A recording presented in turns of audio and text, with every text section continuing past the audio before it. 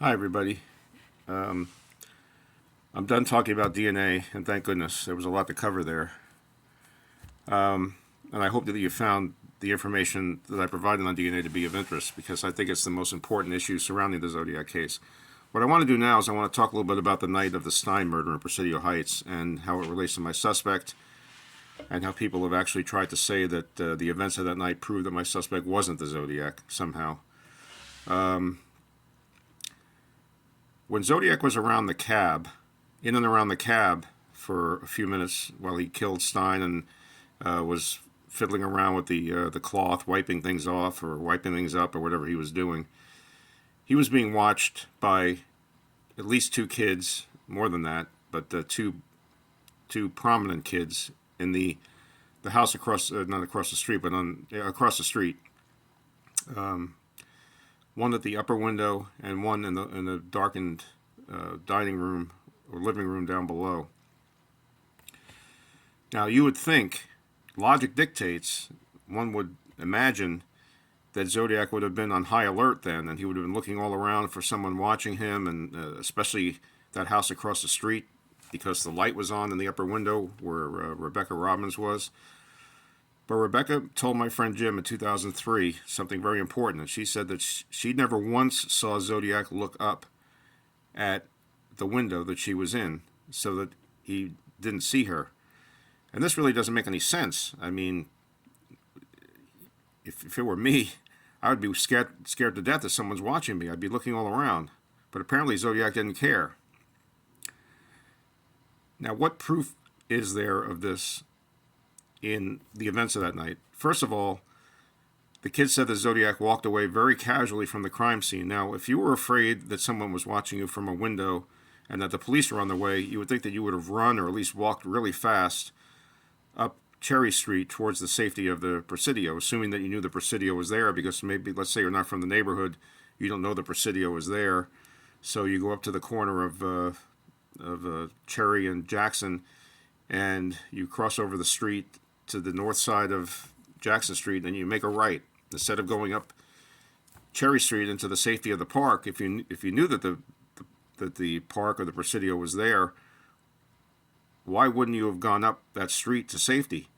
Maybe because you didn't think that anyone had seen you. So now you're walking casually again down Jackson Street so as not to draw attention to yourself, but also giving the police time to get there.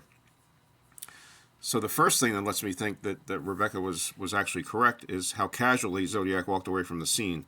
The second thing is, while he's walking away, Don Falk and Eric Zelms are on their way in a car coming from the opposite direction, and they were able to surprise Zodiac from the front. Not from the back, but from the front. I mean, he could have, if he were on alert, he would have, any car that was coming, he would have been really scrutinizing to see if it was a police car. And he wasn't, apparently, because he allowed them to surprise him from the front. He hadn't ducked behind a car, he hadn't gotten down low, he hadn't done anything. He was just walking down the street and they accosted him. So now Don Falk and Eric Zelms either slow down and take a look at you, maybe they put a light on you, I don't know what they did, and they just drive past you. So in your mind, what would that make you think? They're not looking for me. If they were looking for me, looking for someone that looked like me, they would have stopped and gotten out of the car and accosted me. Or let's say that they pulled over and spoke to him. They asked him if he'd seen anyone in the neighborhood that was acting strangely or carrying a gun or whatever. That's the second scenario. Again, they didn't arrest him. They didn't put him in the car. They didn't say, "Hey, you look like the guy we're looking for. We want to ask you some questions." They just apparently drove off after slowing down and speaking to him. So under either one of those scenarios, especially the second one, you would think that Zodiac would have felt in his mind, hey, they weren't looking for me. But he got a little bit nervous and he decided to walk up the steps of 3812 Jackson Street in order to fool the police. But they didn't really need to be fooled because they weren't looking for him. And I don't think that if they pulled over and spoke to him, that he would have felt the need to walk up the steps of that home. He would have just felt like he was home free, but that's another thing. So anyway, now Falcon's elms are gone. So the things you would learn from those two things: first, walking away very casually. Actually, three things: walking away casually, being surprised from the front, and then having the police look at him or speak to him and drive away. In his mind, they're not looking for me. I'm not the guy they're looking for. I don't look like the person they're looking for. So now let's talk about Qvale. So let's say that you're Kjell Qvale. You're in front of the house where the kids are, and you didn't look up. You walked away casually. You know the neighborhood, so you know that the Presidio is at the end of Cherry Street. You don't care because you don't feel like anybody saw you, so you casually walk down Jackson Street towards your home. On the way, you're surprised by Falcon's elms, and again, they take a look at you or they speak to you, and they don't do anything. They don't arrest you. They don't let on that you look like the person they're looking for. They just let you go. So naturally, Qvale would be thinking, they're not looking for me. They're not looking for someone that looks like me. So when he goes home, why wouldn't he come back out of his house? People have said, oh, why would he come back out of his house if he was spoken to by Falcon's elms or seen by Falcon's elms? Because they weren't looking for him. This is very simple. This is not complicated. He did not feel that the police were looking for someone that looked like him because he hadn't looked up and seen the kids watching. He walked away casually. He's spoken to by the police or looked at by the police. He walks up the steps of 3712. They don't stop him. They don't accost him. So naturally, when he goes home, he can take off his clothes. He can clean up real quickly. He can get his dog on the leash and go back out to get details of the police search. So that's what he does. He goes home. He gets the dog. Now Presidio comes along, and Presidio changed his story, as I talk about in my book. At first, he said that he had met Qvale at the corner of Jackson and Maple, but it was too soon after the crimes. Qvale couldn't have gone home, gotten his dog, and walked to the corner of Maple Street on Jackson by the time Presidio got there. That was his way of ruling out Qvale. One of the ways, I think, was that he got there too fast. Then, in about 2011, I think it was, I had him speak to a friend of mine because I didn't want to call Presidio. He wouldn't speak to me. So I had a friend of mine call, and Presidio all of a sudden changes his story. He says, that man was standing in his front yard when I first saw him. So now Presidio has walked further down Jackson Street, and Qvale does not have to walk up to Maple Street. So this completely destroys his timeline. The whole notion that Presidio got there too quickly and Qvale couldn't have gotten in his home and changed and all this stuff is nonsense. Because there's more time allowed to Qvale to change and get into his front yard. All he has to do is get into his front yard now with the dog. And Presidio, despite never telling anybody this until 2011, actually walked halfway down Jackson Street, which takes more time than just him getting to Maple Street, and that's when he sees Qvale. So this whole timeline thing about people saying, "Oh, Qvale is ruled out because of the timeline," is nonsense. It doesn't exist. It's a joke. Just like a lot of all the evidence that people seem to amass against him, like the fact that he was too thin to be Zodiac.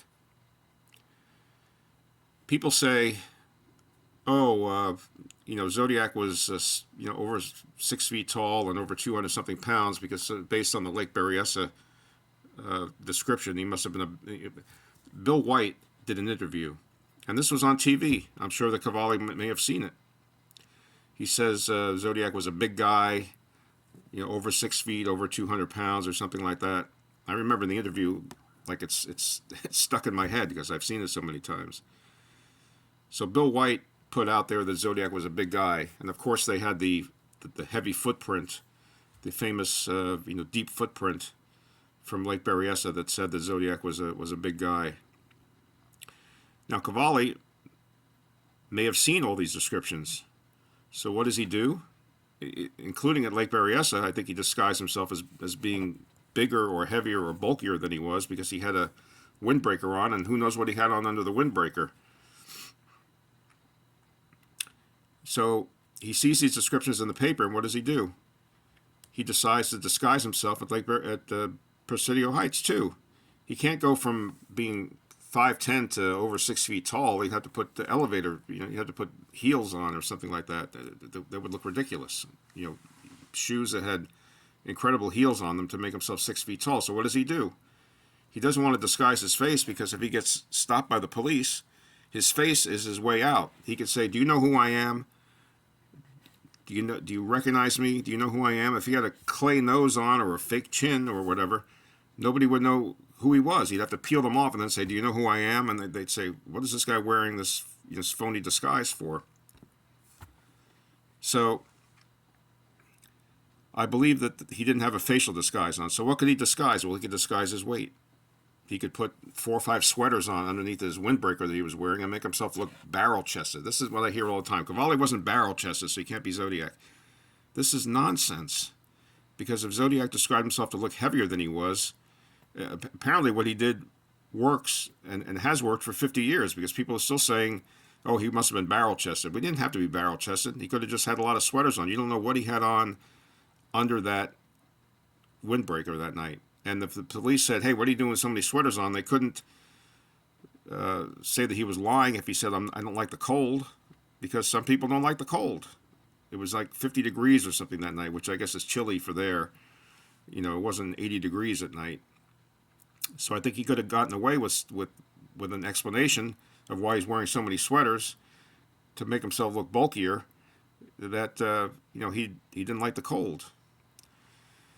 Now, it's very interesting to look at the 11-9 letter in the context of Berryessa and Presidio Heights, because Zodiac says I was wearing a disguise, and I'm not going to tell you what my disguise was when I do my thing or when I'm out to kill. He doesn't say I was wearing a disguise only in Presidio Heights. He says I wear a disguise when I'm out to kill. So it could have been that he wore a disguise at Lake Berryessa to make himself look heavier. And if he had that mentality, then as soon as he walked in some soft dirt, he may have jumped up on one leg and really pushed his footprint into the ground to make himself look heavier, because that was the illusion he was trying to give. And then when he got to Presidio Heights, he continued the illusion to make it look like it wasn't him, it wasn't Qvale, by wearing extra sweaters. And that's why he looked bulky, and that's why he looked like he was barrel-chested. But I think that it's very naive to say, "Oh, Qvale wasn't barrel-chested, so he can't be the Zodiac," because you're totally eliminating the fact that he said he was wearing some disguise. And it wasn't a facial disguise, because Qvale looks just like the SFPD sketch. So he wasn't wearing a facial disguise. He must have been wearing something else. And the only thing that makes sense to me would be to bulk himself up, to make himself look heavier, because he couldn't make himself, again, look as tall as Arthur Lee Allen. Now, when people say that they don't think that it was Qvale in Zodiac Heights, in Presidio Heights, because he was too thin, I showed, and I want you to listen very carefully, I showed his picture without any fear of what might happen to both Lindsay Robbins and to Don Falk. And neither one of them even mentioned the possibility that he was too thin. It didn't come out of either one of their mouths. They didn't say, "Oh, he's too thin to have been Zodiac. He wasn't barrel-chested." So if Qvale was good enough for the 2 eyewitnesses, why is it that everyone says he wasn't barrel-chested, so he can't be Zodiac? It doesn't make any sense. Qvale looked exactly like the sketch, and his body type and height were conform with what the 2 eyewitnesses felt they saw that night. And not only that, but both Lindsay Robbins and Don Falk sort of laughed off the possibility. I know Lindsay laughed off the possibility that it could have been Arthur Lee Allen, someone who was 6 feet and over 200 pounds or whatever. And Don Falk got upset for the only time when Jim and I were speaking to him. The only time he really got upset was when we started talking about Allen. And he said there's no way that Allen could have been the guy he saw that night. He was way out of proportion or something like that. So the guy who was out of proportion is the big, fat, tall guy, not someone of Qvale's build or the way he looked. So that's it for now, and I'll probably think of other things to talk about in the future.